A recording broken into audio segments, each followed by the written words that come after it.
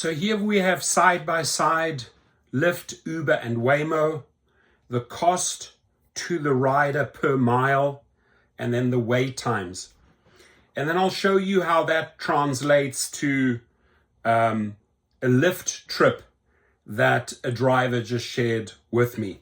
So cost per mile with Lyft, average $3.48 per mile, the most economical.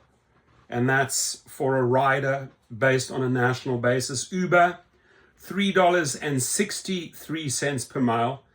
And you and I know how much you're getting of that, right? You're getting a fraction of what the rider is paying. And WAYMO, which is $3.94 per mile, which is the most expensive of the three. And WAYMO's cost per mile exceeds the combined average of Lyft and Uber by 11%. So they're quite a notch higher. Now, when it comes to wait times, Lyft has a 3.5 minute average wait time for the rider. Uber, which has the shortest wait time, is 2.7 minutes on average. Simple to understand. Most rideshare drivers out there are Uber drivers. And then WAYMO has the longest wait time with 4.6 minutes. It takes 48% longer than the average for Uber and Lyft. And this is data that was researched, calculated on a national average. Now I want to translate this info. When you're looking at Lyft, $3 something per mile, right? What the rider is paying. And we have a trip here, which in the beginning was estimated to take 28 minutes and 9 miles total. But the actual was much longer. Maybe they went on a shopping spree, who knows? The actual was 52 minutes and $28.33 per mile. And if you would take the Lyft average 3 point something multiplied by the 28, you'd probably come out like at 74, 75. Pretty close to what the rider paid for this trip, which actually took longer than anticipated. But here comes the most shocking part of all.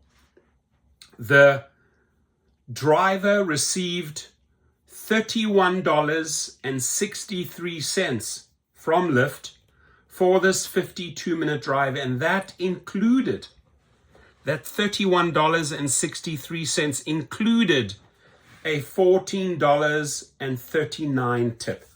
That is shocking, because if you deduct out of that 31, if you take out that 14, that driver is actually only making $17 for driving for an hour.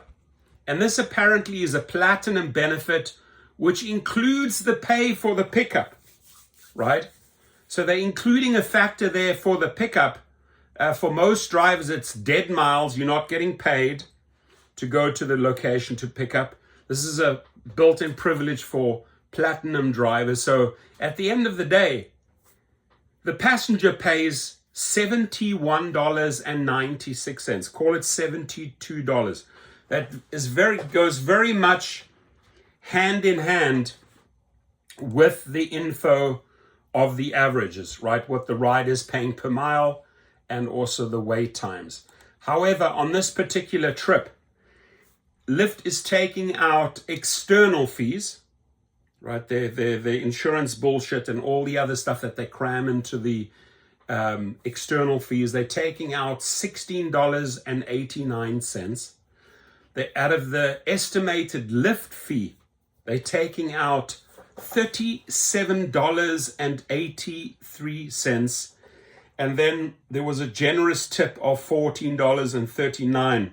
But the shocking part is that the base earnings, before that adjustment, because of the fact that it was longer, was actually only $6.08. And then an adjustment, because that trip took way longer than anticipated. It went literally from 28 minutes to 52 minutes, from 9 miles to 28 miles. That adjustment, they got an additional $11 there, meaning they made $17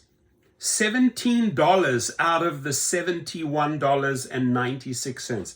Thank God the tip saved this individual and bumped the combined earnings up to $31.63, which is nothing for driving around for an hour, your maintenance, your gas, etc. But this here was the starting point, my friends, after all their BS deductions. And then they have the cheek, they have the audacity to write underneath. I don't know why they have not got rid of this. This is what drives drivers insane when they say weekly earnings. Each week you'll earn 70% or more of passenger payments after external fees. How convenient, after external fees. We calculate the take rate, and the bottom line here is that this is pure theft. You saw what the rider is paying, and you know you're not making $3 and something, right? And you're getting a fraction of that. You're lucky if you're getting $1, which means you're getting about 33% of that average mile. That's what you're getting from Lyft. In this math here, the example that I'm giving you here, that if you're making $17 out of $72, I mean, you're not even making 20%. So why does David Risher continue with the 70% lie? It angers drivers. I get so much feedback. And for 2025, if you have an example like this, take a screenshot on Twitter or x.com at David Risher. Where do you get your 70% from, right? Here, this is less than 20%, my friends. You're getting $17 out of the $72 paid by the passenger. What saves this driver is that generous $14.39. And then again, they have the cheek, the audacity to write that you're getting 70% or more of the passenger's payments. No, we're not. And I think it's rather disturbing that they haven't let go of this and they keep on pushing this, and they have no problem attaching this lie to each and every trip. So for 2025, take a screenshot, do a quick calculation. Take rate to us is what the rider paid, what we received. In this case, very basic math. The rider paid $72. We received $17.24.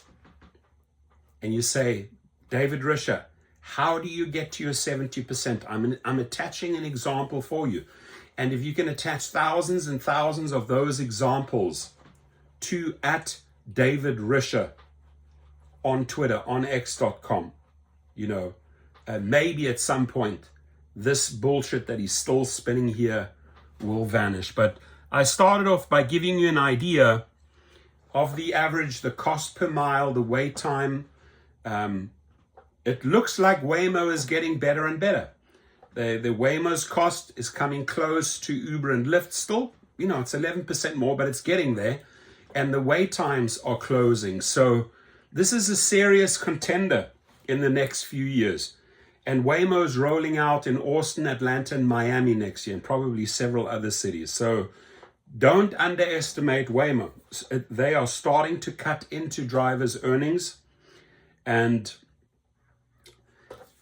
we are getting less and less on Lyft and Uber. But I urge you in 2025 to take more of these stories to social media. Now, I do want to give a shout out, which I always do. If you have been unfairly deactivated by any of those gig companies, go to activationhero.com.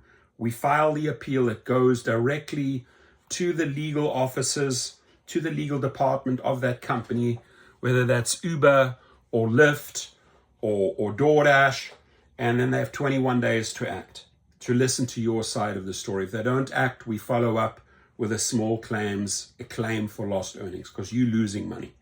If they do not want to act, we will make them pay. And that is a shout out to activationhero.com. Thank you, everyone. I hope you had a wonderful Christmas. I hope Santa spoilt you. I ate way too much. I had way too many drinks, but it was a fantastic party. Still recovering. Take care.